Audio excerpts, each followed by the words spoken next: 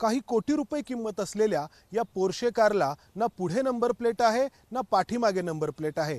पुण्यातील ब्रह्मा कॉर्पोरेशन या नामांकित बांधकाम व्यावसायिक असलेल्या विशाल अग्रवाल या बांधकाम व्यावसायिकाचा मुलगा वेदांत अग्रवाल ही कार चालवत होता आणि पुण्यातील कल्याणीनगर भागामध्ये या पोर्शे कारनी रात्री 2:30 वाजता ही जी दुचाकी आपण पाहतो आहोत या दुचाकीची अवस्थाच सगळं काही सांगून जाते। या दुचाकीवरून निघालेल्या अनिश अवधिया आणि अश्विनी कोष्टा या दोघांना धडक दिली, दोघांचाही जागीच मृत्यू झाला आणि या दुचाकीची ही अशी अवस्था झाली।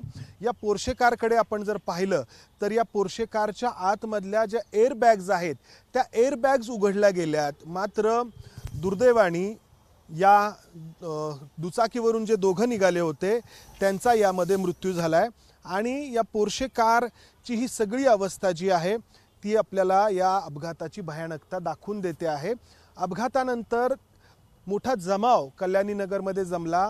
या जमावाकडून देखील अपघातामध्ये जे दोघं जागीच मृत्युमुखी पडले त्यांच्या मित्रांकडून जमावाकडून रागाने या गाडीवरती हल्ला करण्यात आला। गाडीच्या या बाजूच्या काचा देखील त्यामुळे फुटल्यात, पाठीमागची काच देखील फुटलेली आहे। मात्र गंभीर बाब ही आहे की पुण्यासारख्या शहरामध्ये इतक्या मोठ्या किमतीची ही कार विना नंबर प्लेट प्रवास करते आणि रात्री 2:30 वाजता पबमधून बाहेर आलेली ही मुलं बेदरकारपणे वाहन चालवून दोघांचा बळी घेतात।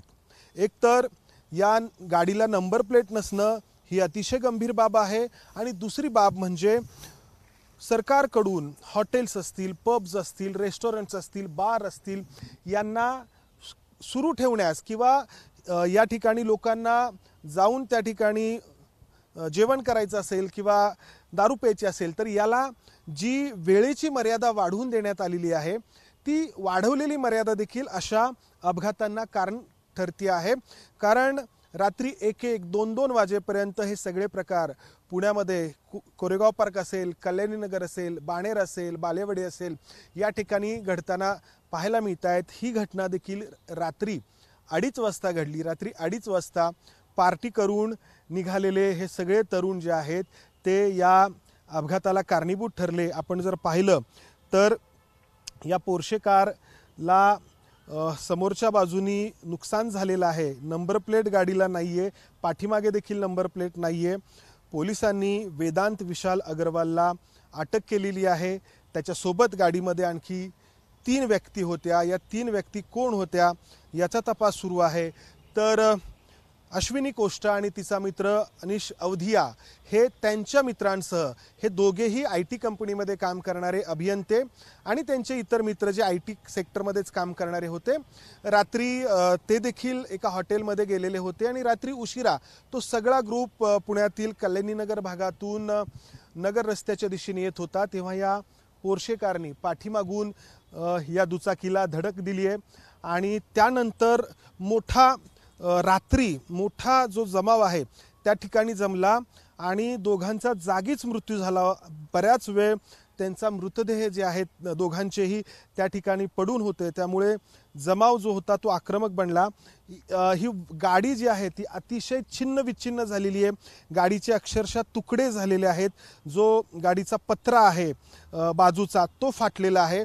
यावरून आपल्याला अंदाज येतो की किती वेगाने ही कार वेदांत अग्रवाल हा चालवत होता। या दुचाकीच्या पाठीमागे बसलेली अश्विनी कोष्टा ही तरुणी काही फूट वरती फेकली गेली आणि त्यानंतर ती खाली पडली, ज्यामध्ये तिचा जागीच मृत्यू झाला। यावरून 2 गोष्टी अतिशय गंभीरपणे पोलिसांनी इथून पुढे घ्यायला हव्यात। एक तर अशा महागड्या या कार चालवणाऱ्या श्रीमंतांच्या मुलांचं एकूणच बेदरकारपणे हे कार चालवणं आणि त्यानंतर दुसरी गोष्ट म्हणजे पब, बार, रेस्टॉरंट्स यांना आपल्या सरकारने कायदा करून जरी परवानगी दिलेली असली रात्री उशीरपर्यंत सुरू ठेवण्यास, तरी देखील त्यावरती नियंत्रण ठेवणं अतिशय गरजेचं आहे।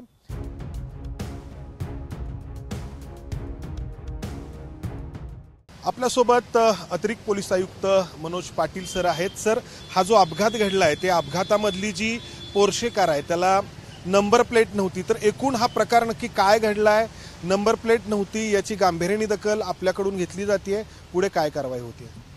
नाही, याच्यामध्ये आपण 304 सेक्शन म्हणजे जो सगळ्यात सिरियस आहे तो सेक्शन ऑलरेडी लावलेला आहे. गाडीला पुढे मागे दोन्ही नंबर प्लेट नव्हती आणि ही भरधाव वेगानं गाडी दुचाकीला धडकली, ज्याच्यामधून दोघांचाही अंत झाला. पोलिसांनी ही बाब अतिशय गंभीरतेने घेतलेली आहे, त्यामुळे तपाससुद्धा थोडा वरिष्ठ लेवलला ACPंच्याकडे देण्यात आलेला आहे. आम्ही याच्या सगळ्या पैलू म्हणजे जे काही अँगल असतील या सगळ्याचा आम्ही योग्य तपास करू. गाडीला नंबर प्लेट नव्हती का नव्हती? पुण्यासारख्या शहरामध्ये नंबर प्लेट नसलेली इतकी मोठी कार येऊ शकते, ती प्रवास करते, हे याच्यातून दिसून आलेलं आहे. तर याबाबत काय? नाही, याचा आम्ही निश्चित तपास करू. ही गाडी कधी घेतलेली आहे, कधी बाहेर काढलेली आहे, नंबर प्लेट नाही आहे, काय हा तपासाचा भाग आहे. प्रायमरीली बरोबर आहे, गाडीला नंबर प्लेट नव्हती. सर, दुसरा मुद्दा की पब असतील, रेस्टॉरंट्स असतील, बार असतील, तर यांना रात्री उशिरापर्यंत सुरू ठेवण्यास परवानगी आहे, पण त्यानंतर अशा काही घटना सातत्याने समोर येत आहेत. तर याबाबत पोलीस दलाकडून काही पुढे पावलं उचललं जाणं अपेक्षित आहे? निश्चित आहे. पोलिसांनी यापूर्वी सुद्धा या प्रकाराची गंभीर दखल घेतलेली आहे. आता कालचा जो प्रकार आहे हा 2-2:30च्या दरम्यान झालेला आहे, तो खूपच मार्जिनवरती आहे. पण तरीसुद्धा जर त्याच्यामध्ये आम्ही तपासू की जर हॉटेल उशिरापर्यंत उघडा असेल निश्चित त्याच्यावरती कारवाई होईल. Thank you sir. तर आपण पाहिलं की दोन्ही म्हणजे ज्यांनी अपघातामध्ये आपला जीव गमावला तर त्या व्यक्ती देखील रात्री उशिरापर्यंत हॉटेल किंवा पबमध्ये होते आणि जे अपघाताला कारणीभूत ठरले ते देखील रात्री उशिरापर्यंत होते. त्यामुळं जरी नियमाप्रमाणे वेळ दिलेली असली तरी त्यावरती बंधन ठेवणं देखील तेवढंच गरजेचं आहे.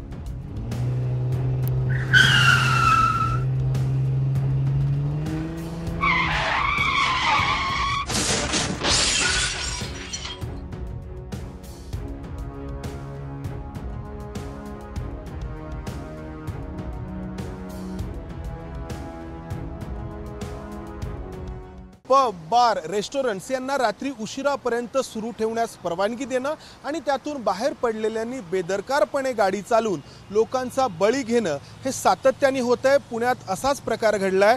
पुण्यातील कल्याणी नगरमध्ये वेदांत विशाल अग्रवाल या तरुणाने त्याची काही कोटी किमतीची ज्या पोर्शे कारला नंबर प्लेट देखील नाही त्या पोर्शे कारनी एका दुचाकीला धडक दिली, ज्यामध्ये दोघांचा मृत्यू झालाय.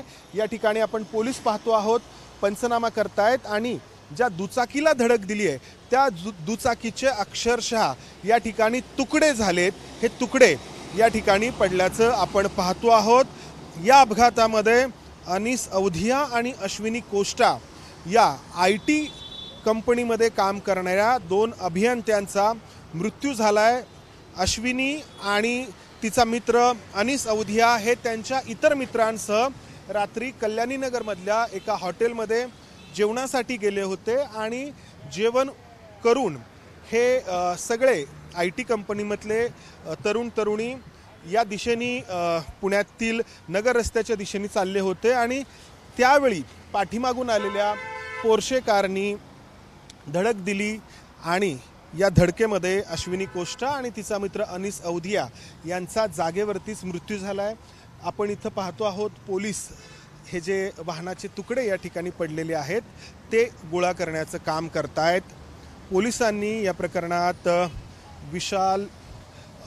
वेदांत विशाल अग्रवाल याला अटक केली आहे. त्याच्यासोबत गाडीमध्ये आणखी 3 व्यक्ती होत्या. त्या व्यक्ती कोण होत्या, त्यांची वय काय होतं या इतरांचं, या सगळ्याचा तपास सुरू आहे. मात्र या घटनेला आपल्याला जी कार कारणीभूत ठरली त्या कारला नंबर प्लेट देखील नव्हती, ही गोष्ट देखील लक्षात घ्यायला हवी. नंबर प्लेट नसलेली इतकी मोठी कार पुण्यातल्या रस्त्यांवरती कशी येऊ शकते आणि आल्यानंतर ही कार दोघांचा बळी घेण्यास कारणीभूत ठरली आहे. कॅमेरामन राजेश बिडकर मंदार गोंजारी, ABP माझा, पुणे.